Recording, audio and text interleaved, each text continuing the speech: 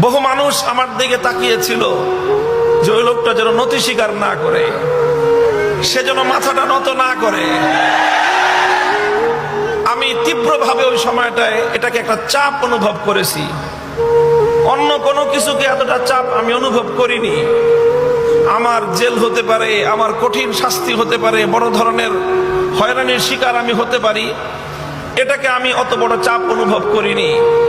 আমি যেটাকে চাপ অনুভব করেছি সবচেয়ে বেশি, সেটা হলো এই যে হাজার হাজার ইমানদার, মুখলেস, নিভৃতচারী আল্লাহওয়ালা নারী, পুরুষ, বুজুর্গ, তারা সবাই তাকায় আছে আমার দিকে। তাদের হৃদয়ের কামনা ছিল ও যেন ওর কথা, ওর ভাষা যেন নরম না করে। এই জিনিসটা আমি অনুভব করেছিলাম। তখন আমি একটা শপথ করেছিলাম, জীবন যেতে পারে, হকের কথা বলেছি,